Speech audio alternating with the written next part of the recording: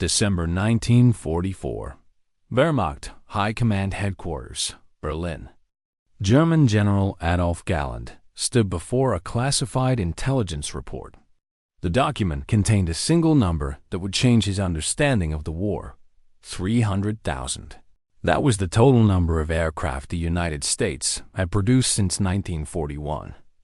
Germany, by comparison, had manufactured approximately 119,000 planes during the same period. The mathematics were simple. The implications were devastating. Germany was not losing the air war through tactical failure. It was losing through industrial impossibility. This is the story of how German military leadership confronted the most brutal truth of World War II. They were fighting an enemy whose industrial capacity made victory mathematically impossible.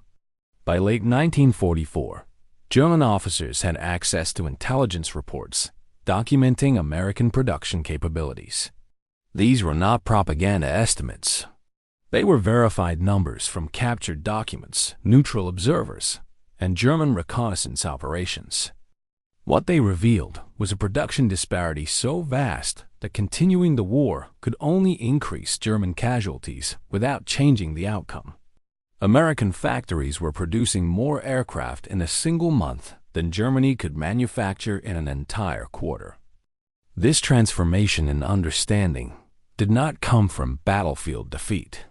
It came from confronting industrial statistics that could not be denied, ignored, or overcome through tactical brilliance. The numbers told a story that battlefield reports had obscured. Germany had already lost. General Adolf Galland served as General der Jagdflieger, general of the fighter arm responsible for all Luftwaffe fighter operations. His position gave him direct access to production reports, loss statistics, and intelligence assessments. In a post-war interview archived in the Imperial War Museum, Galland stated, "By late 1944, I knew we were sending pilots into the air to die.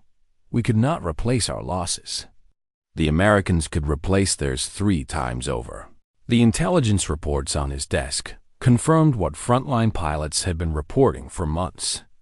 During the summer of 1944, the United States Army Air Forces began deploying hundreds of heavy bombers daily, escorted by fighters in numbers the Luftwaffe could not match.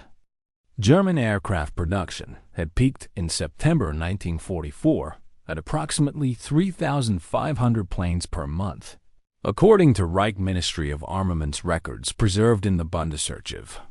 This represented Germany's maximum industrial output under wartime conditions, achieved through slave labor and total economic mobilization. American production during the same period exceeded 9,000 aircraft per month, documented in U.S. War Production Board records held by the National Archives. This figure included heavy bombers, fighters, transport aircraft, and trainers, all produced simultaneously while maintaining civilian automobile production in some facilities. The disparity was not temporary. It was structural. German factories operated under constant Allied bombing. American factories operated 3 shifts under full lighting with unlimited raw materials. German production relied on synthetic fuel and recycled metals. American production had access to global resource networks spanning 3 continents. Galland's staff compiled these figures into presentations for high command. The conclusion was unavoidable. Germany could not win a war of attrition against an opponent with 3 times the production capacity, unlimited resources, and complete air superiority over its own territory. The question was no longer whether Germany would lose. The question was how many more pilots would die before leadership accepted what the numbers had already proven. German military intelligence obtained American production data through multiple verified channels. None relied on speculation or estimation. The Foreign Army's West Intelligence Section, commanded by Colonel Alexis von Rohen, compiled reports from diplomatic sources in neutral countries. Switzerland, Sweden, and Portugal maintained trade relationships with both sides. Their industrial observers filed regular assessments of American manufacturing capacity based on published reports and visible shipping activities. These reports, preserved in German federal military archives, documented American factory construction throughout 1942 and 1943. Willow Run Bomber Plant in Michigan covered 3.5 million square feet and produced B-24 Liberator bombers on a moving assembly line, similar to automobile production.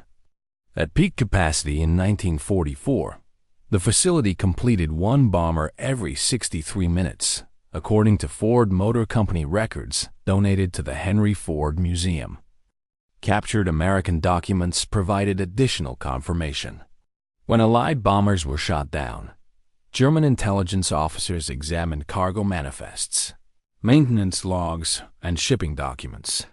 These papers revealed serial numbers indicating production rates far exceeding German estimates. A technical intelligence report from January 1944, archived in the Bundesarchiv, analyzed a captured B-17 Flying Fortress. The aircraft's serial number indicated it was the 8680th B-17 produced. The report noted with clinical precision, this serial number represents approximately 9 months of production for a single aircraft type. Our total heavy bomber production for the same period was fewer than 2,000 aircraft of all types combined. Luftwaffe interrogators also extracted production information from captured American aircrews. These interrogations, documented in surviving Luftwaffe intelligence reports, were conducted systematically at Dulag Luft Interrogation Center near Frankfurt. American prisoners, following standard procedures, provided only name, rank, and serial number. However, general knowledge about production could not be classified.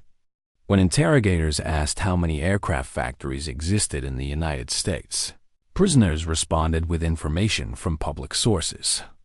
Life magazine, Time magazine, and American newspapers regularly published production milestone stories celebrating factory achievements. These publications reached Europe through neutral countries. German intelligence subscribed to American periodicals through Swedish intermediaries. According to intelligence records preserved at the Imperial War Museum, by mid-1944, German High Command possessed accurate data about American industrial capacity. The challenge was not obtaining information. The challenge was accepting its implications. The numerical disparity between German and American aircraft production represented more than quantity. It represented fundamentally different industrial philosophies. Germany's aircraft industry operated through a network of specialized manufacturers. Messerschmitt, Focke-Wulf, Heinkel, and Junkers each produced different aircraft types using traditional manufacturing methods. Each plane was essentially hand-built by skilled workers, according to production records in the Deutsches Museum archive. This approach produced high-quality aircraft with sophisticated engineering. The Messerschmitt Bf-109 fighter and Focke-Wulf FW-190 were technically advanced aircraft that matched or exceeded Allied performance in many categories. However, production rates remained limited by skilled labor availability and component manufacturing capacity. American production followed a different model: mass production through standardization and interchangeable parts. Boeing, Consolidated Aircraft, Douglas, and other manufacturers adopted automobile industry techniques. Workers with minimal aviation experience could assemble complex aircraft using prefabricated components and detailed assembly. Instructions, according to War Production Board training manuals preserved in the National Archives. The Republic P-47 Thunderbolt fighter provides specific illustration. Republic Aviation's Farmingdale factory produced 15,683 P-47s between 1942 and 1945, documented in company records held by the Cradle of Aviation Museum. Peak production in March 1944 reached 532 aircraft more than Germany's total monthly fighter production from all manufacturers. During several months in 1943, training aircraft production showed even starker differences. The United States produced 10,346 AT-6 Texan trainers, the standard advanced training aircraft. Germany produced approximately 2,000 trainers of all types during the entire war, according to Luftwaffe records. This training disparity created cascading effects. American pilots received 200 to 300 flight hours before combat deployment. German pilots by 1944 received as few as 50 hours, documented in Luftwaffe training command reports archived at the Imperial War Museum. The result was not simply more American aircraft. It was more aircraft flown by better trained pilots with access to unlimited replacement aircraft and spare parts. German ace pilots often accumulated impressive victory totals. Erich Hartmann shot down 352 aircraft, according to Luftwaffe records. However, individual excellence could not compensate for systemic production advantages. In November 1944, the Luftwaffe could field approximately 3,000 operational aircraft on all fronts, documented in Luftwaffe quartermaster reports. The United States Army Air Forces operated more than 20,000 combat aircraft in European and Mediterranean theaters alone, according to U.S. Strategic Air Forces records in the National Archives. Mathematical reality overrode tactical considerations. Germany was losing 50 aircraft for every 100 they shot down. America was replacing 100 aircraft for every 50 they lost. The war of attrition had only one possible outcome. The impact of American production capacity became undeniably visible through strategic bombing operations against Germany. These operations provided German military leadership with daily evidence of industrial disparity. Operation Argument, known as Big Week, occurred February 20th to 25th, 1944. The U.S. 8th Air Force and 15th Air Force launched coordinated attacks against German aircraft production facilities. More than 3,800 heavy bomber sorties dropped approximately 10,000 tons of ordnance on manufacturing centers, according to U.S. Strategic Air Force's mission reports archived at the Air Force Historical Research Agency. German air defenses shot down 226 American bombers and approximately 28 fighters during these operations, documented in Luftwaffe combat reports. These losses represented significant tactical success for German fighter pilots. However, the strategic impact was reversed. The 8th Air Force replaced all losses within 2 weeks, returning to full operational strength by mid-March, according to unit strength reports in the National Archives. The Luftwaffe lost 355 fighters during the same period, documented in loss reports compiled by German Fighter Command. Germany could not replace these losses at equivalent rates. More critically, Germany lost experienced pilots who could not be replaced. The United States lost aircraft that were immediately replaced with newer models and better trained replacement pilots. Reich Minister of Armaments Albert Speer addressed this disparity in interrogations conducted by the United States Strategic Bombing Survey in 1945.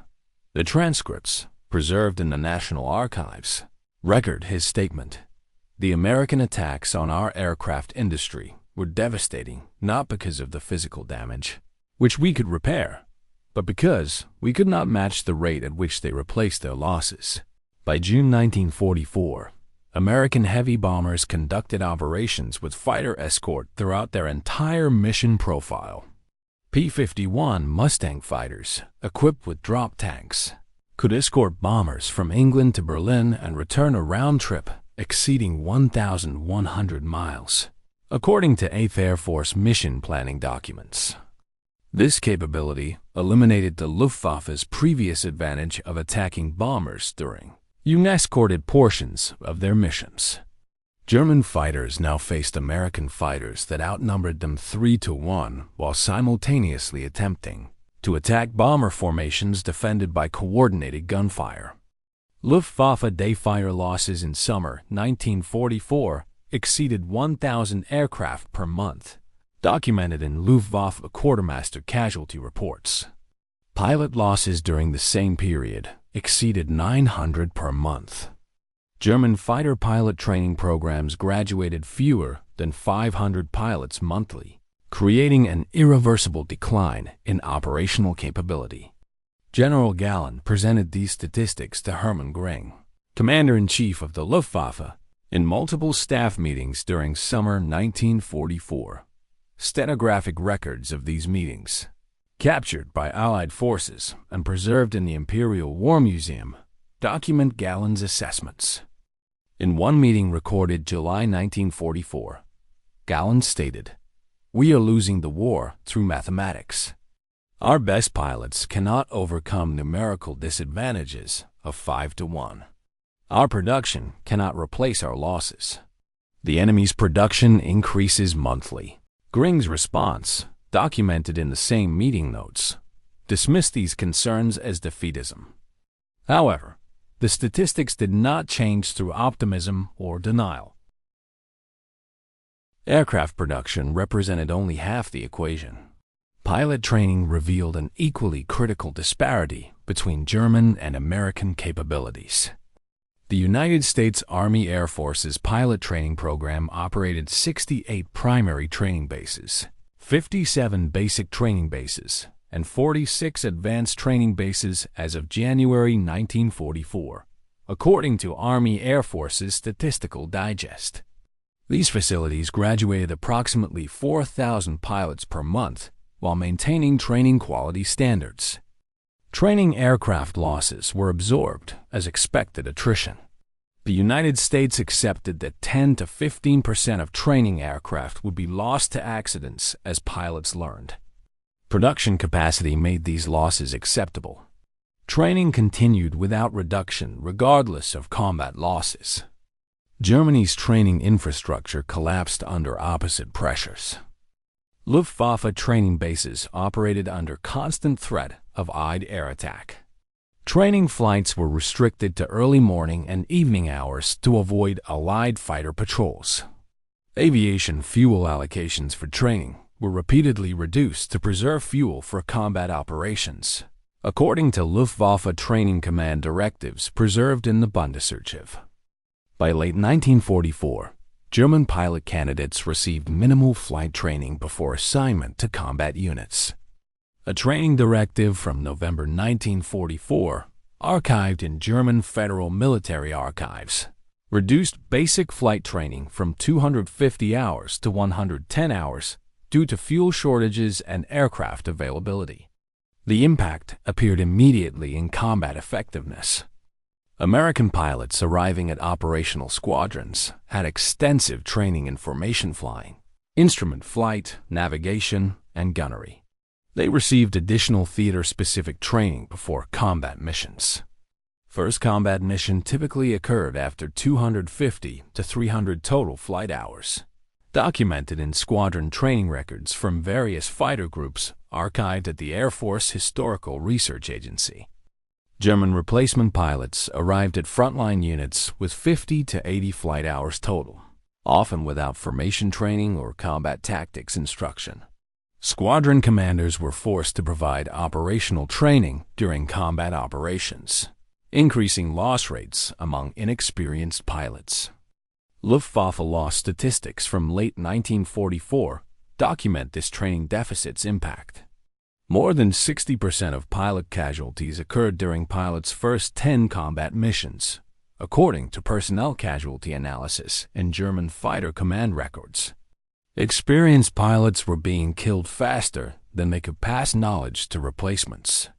General Galland, in post-war interviews archived at the U.S. Air Force Academy, described the situation. "We were sending boys into combat against experienced American pilots. Our new pilots had barely mastered basic flight. They faced opponents who had hundreds of hours of training and unlimited ammunition for practice. The outcome was predetermined. This training disparity compounded the aircraft production disparity. Germany was producing fewer aircraft, flown by inadequately trained pilots, facing an opponent with more aircraft flown by extensively trained pilots. The mathematics of attrition warfare became mathematics of extermination. Reich Minister of Armaments Albert Speer held direct responsibility for German war production. His perspective on American industrial capacity carried particular weight because he understood manufacturing at systemic levels. In March 1944, Speer submitted a memorandum to Adolf Hitler assessing Germany's production situation. The document, captured by Allied forces and preserved in the National Archives, stated, "The enemy's production capacity in aircraft manufacture exceeds our capacity by a factor of 4-to-1 in fighters and 6-to-1 in heavy bombers. This disparity is increasing monthly." Speer's assessment was based on intelligence reports, captured documents, and analysis of bombing patterns. The memorandum continued, "American industrial mobilization has not yet reached full capacity. Their production in 1945 will exceed 1944 levels. Our production has reached maximum possible output under current conditions."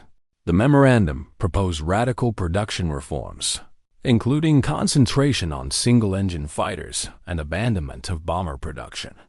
These reforms were implemented partially, but could not overcome fundamental resource constraints. During post-war interrogations by the United States Strategic Bombing Survey, Speer provided additional context. The interrogation transcripts, preserved in the National Archives, include his statement from May 1945. "We understood by mid-1944 that we could not match American production. The question was whether to tell Hitler the truth or continue producing weapons we knew could not change the war's outcome."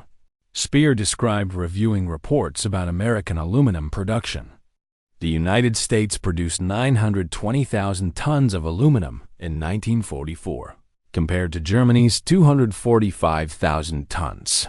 According to US's War Production Board records and Reich Ministry of Armament statistics, aluminum was essential for aircraft construction.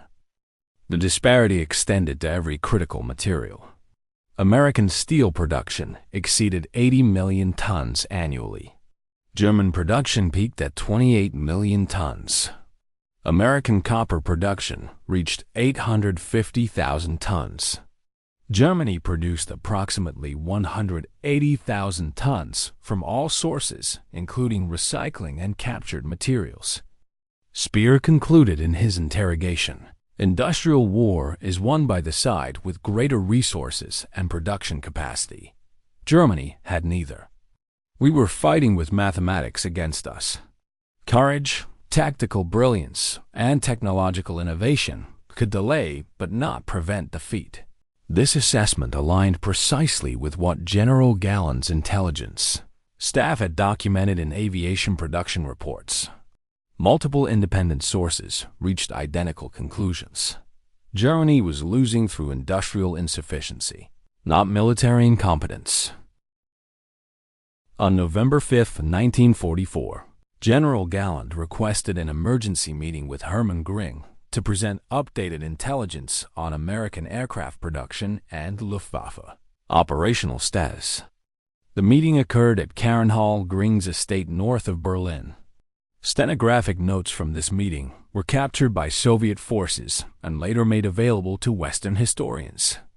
Copies are preserved in the Imperial War Museum's document collection. Galland presented statistics compiled by his staff. The Luftwaffe had 3,700 aircraft on strength across all fronts as of November 1, 1944. Of these, approximately 1,900 were operational, meaning fully fueled, armed, and with trained pilots available. American and British Air Forces operating against. Germany fielded more than 28,000 aircraft in European theater of operations, according to Allied Air Force strength reports. Of these, approximately 18,000 were operational at any given time. The numerical disparity was 9-to-1 in operational aircraft. Galland then presented loss-to-replacement ratios. During October 1944, the Luftwaffe lost 1,469 aircraft on all fronts, documented in Luftwaffe quartermaster reports. German aircraft production delivered 1,220 replacement aircraft to operational units during the same period. This meant Germany was experiencing net negative growth in air strength despite maximum production efforts. Allied forces lost approximately 1,800 aircraft during October 1944 in European theater, according to British Air Ministry and U.S. Army Air Force's loss reports. Allied production delivered more than 7,000 replacement aircraft to European theater during the same month. Galland stated, according to the meeting notes, "Every month the enemy grows stronger and we grow weaker. This is not a temporary situation. This is permanent until we can no longer field effective air resistance." He presented a projection. If current loss rates continued, the Luftwaffe would be unable to field more than 1,000 operational aircraft by March 1945. Defending German airspace would become impossible. Strategic bombing would proceed without effective opposition. Göring's response, documented in the same notes, rejected these projections. He claimed that new jet aircraft would restore German air superiority. He stated that production would increase with final mobilization measures. He accused Galland of defeatism. Galland replied, according to the stenographic record, "The Me-262 jet is an excellent aircraft. We will produce perhaps 200 per month. The Americans will produce 9,000 conventional aircraft per month." Mathematics does not yield to optimism. The meeting ended without resolution. Galland was removed from his position as General of Fighters in January 1945, officially for insubordination. The statistics he had presented remained accurate. By March 1945, the Luftwaffe could field fewer than 800 operational fighters against Allied air forces exceeding 20,000 aircraft. The production disparities impact reached beyond headquarters statistics. It manifested in daily operational realities at Luftwaffe fighter bases throughout Germany. Maintenance records from Jagdgeschwader 2, Fighter Wing 2, preserved in the Bundesarchiv, document part shortages throughout late 1944. Aircraft were grounded for weeks awaiting replacement engines, propellers, or radio equipment. A maintenance report from December 1944 noted, of 48 FW-190 fighters assigned to this unit, 19 are operational. 15 require engine replacement. 8 require structural repair. 6 lack essential radio components. Compare this to American Fighter Group maintenance records from the same period, archived at the Air Force Historical Research Agency. The 4th Fighter Group, based in England and flying P-51 Mustangs, reported 85% operational readiness rates throughout late 1944. Aircraft requiring major maintenance were replaced from a steady supply of new aircraft arriving from the United States. Spare parts availability represented a critical disparity. American fighter groups received regular supply shipments containing engines, propellers, instruments, and all components needed for maintenance. Supply officers reported surplus parts accumulation in some categories. German fighter wings operated with permanent shortages. Aircraft were cannibalized, stripped of functional parts to keep other aircraft operational. A single destroyed aircraft might provide parts for 3 or 4 additional aircraft. Fuel shortages created additional constraints. Aviation fuel allocations were reduced throughout 1944 as Allied bombing destroyed synthetic fuel plants. By December 1944, fuel availability limited Luftwaffe operations more than aircraft availability, according to fuel consumption reports in the Bundesarchiv. Fighter units received fuel allocations sufficient for approximately one combat sortie per aircraft per week. Training flights were prohibited. Pilots could not maintain proficiency between combat missions. An operational order from December 1944, preserved in Luftwaffe Fighter Command records, stated, "All flights not directly related to combat operations are forbidden until fuel situation improves. This includes all training, all formation practice, and all navigation exercises." The material reality was clear. Germany could not maintain its existing aircraft fleet and operational readiness, while American forces operated with surplus capacity in virtually every category. This was not theoretical analysis. This was daily operational fact documented in maintenance logs, supply reports, and fuel allocation records from dozens of Luftwaffe units. By January 1945, the industrial reality General Galland had documented was undeniable, even to the most optimistic German commanders. The Luftwaffe's operational strength had declined to approximately 1,500 aircraft across all fronts, documented in strength reports from January 15, 1945. Allied air forces operated more than 30,000 aircraft in European and Mediterranean theaters combined. German aircraft production continued until March 1945, but delivery to operational units became increasingly difficult as transportation networks collapsed under bombing. Completed aircraft sat at factories without fuel for delivery flights or rail capacity for transportation. The final Luftwaffe fighter production figures, compiled by the Reich Ministry of Armaments and preserved in the Bundesarchiv, show 1,104 fighters produced in January 1945. This represented a slight increase from December 1944. However, fuel production had collapsed. Synthetic fuel plants operated at 20% of capacity due to bombing damage. Aviation fuel production in January 1945 totaled approximately 1/4 of October 1944 levels, according to fuel production reports. Without fuel, aircraft production was meaningless.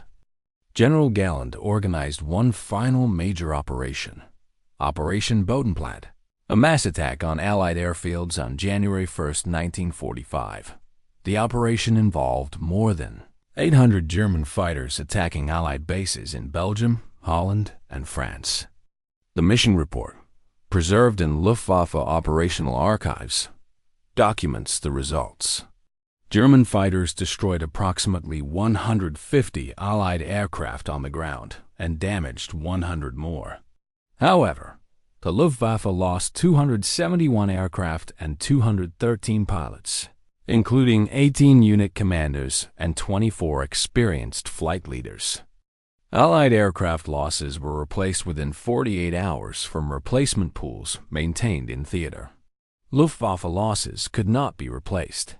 The operation consumed the last major fuel reserves available for fighter operations. In post-war interviews, Galland reflected on this operation's significance. The interview transcript, archived at the Imperial War Museum, includes his statement. "We destroyed more enemy aircraft than we lost, if you count only shot down and destroyed on ground. But we lost pilots we could not replace. They lost aircraft they replaced in days. We had proven again that we could not win through tactical success against an opponent with unlimited resources. The mathematics of industrial warfare had reached their inevitable conclusion."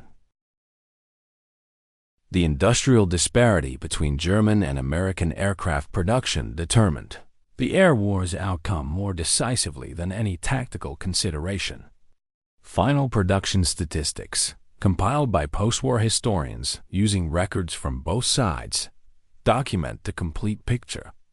The United States produced 324,750 aircraft of all types between 1941 and 1945, according to U.S. War Production Board final reports. Germany produced 119,307 aircraft during the same period, documented in Reich Ministry of Armaments records. This represented nearly a 3-to-1 production advantage maintained across 4 years of total war. The disparity extended beyond quantity to capability. American production included 34,348 four-engine heavy bombers, B-17s, B-24s, and B-29s.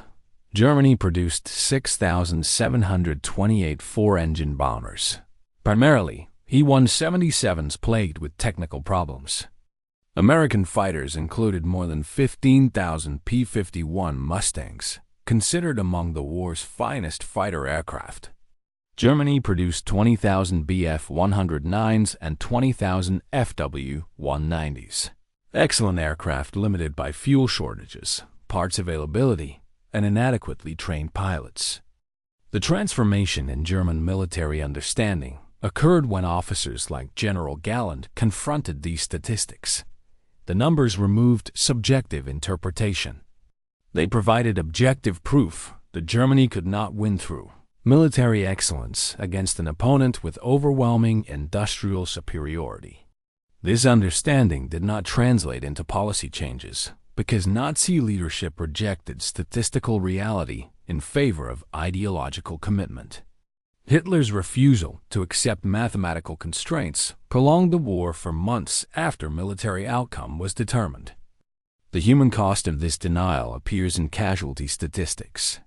The Luftwaffe lost approximately 9,000 pilots killed in action in 1944 alone, according to personnel casualty reports. These deaths occurred after the air war's outcome was statistically inevitable. General Galland survived the war and provided extensive testimony about German air operations in post-war interviews. He stated in a 1959 interview archived at the Imperial War Museum, "We fought brilliantly and lost comprehensively. We lost because America had resources we could not match and production we could not approach. We knew this by 1944. The war continued anyway." The lesson of industrial warfare was documented precisely through aircraft production statistics. Modern war between industrial powers is won by the side with greater production capacity, not tactical superiority. Germany produced excellent aircraft. America produced more aircraft. In total war, quantity combined with adequate quality defeats quality without adequate quantity. The 300,000 aircraft that shocked German intelligence represented more than production capacity. They represented a fundamental transformation in how wars would be fought in the industrial age, one not on battlefields alone, but in factories, resource networks, and production systems that could not be overcome through tactical brilliance. The mathematics were final.